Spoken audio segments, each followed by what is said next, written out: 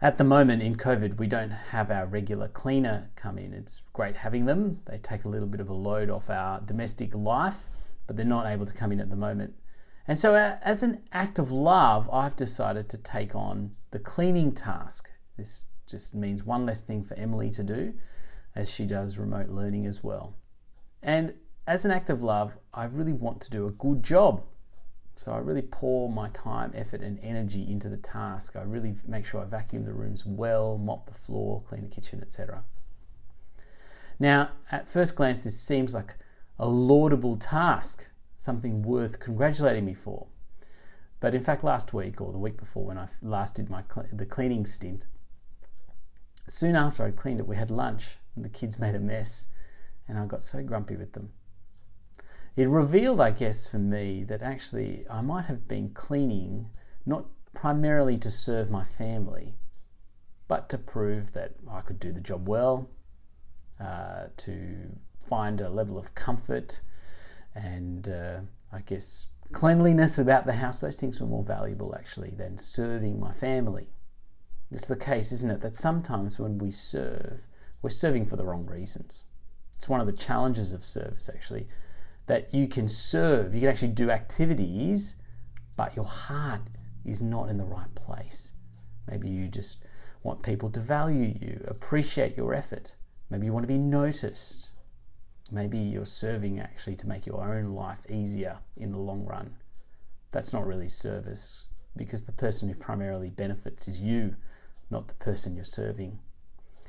When the Israelites left Egypt, they rejoiced. They proclaimed that they were God's servants.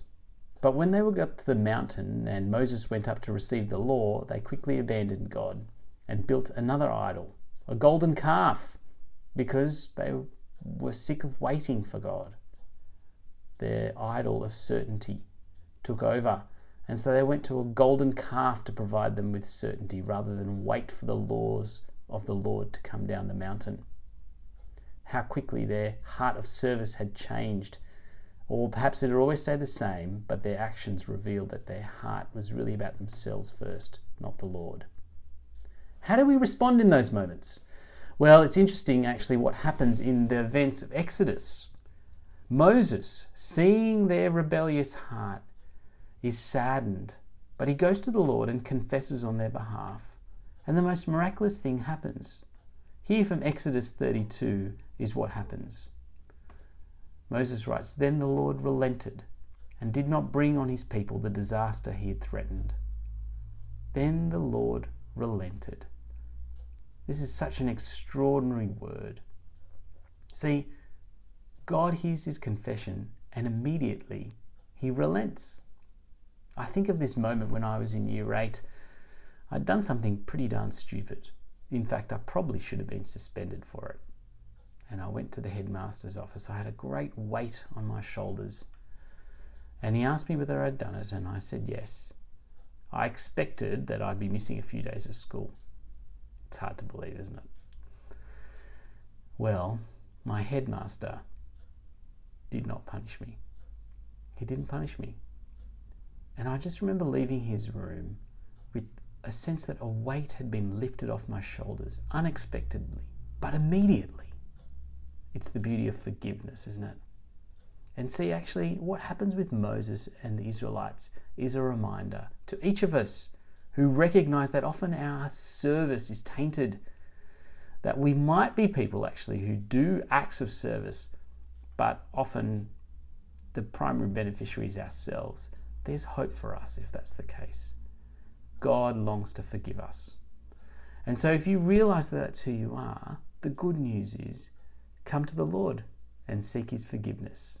And he will forgive you. He will relent. He'll lift the burden of guilt off your shoulders. You can do it now. You can confess your failure to serve or your service motivated by the wrong reasons, and the Lord will relent. And why will he relent? Well, what's interesting is what actually Moses has said to the Lord in the verse before verse 14. Here's what Moses writes. "Remember your servants Abraham, Isaac, and Israel, to whom you swore by your own self. I will make your descendants as numerous as the stars in the sky, and I'll give you descendants all this land I promised them, and it will be their inheritance forever. It's a great verse. See, it reminds us that God relents not because Moses repented. God relents not because Moses was perfect, even though the Israelites weren't. No, God relents because of who he is, because he's made a promise to love his people, and he will not leave that promise behind.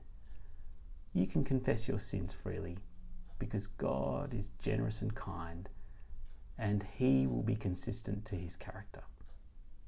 What can you bring before the Lord this week?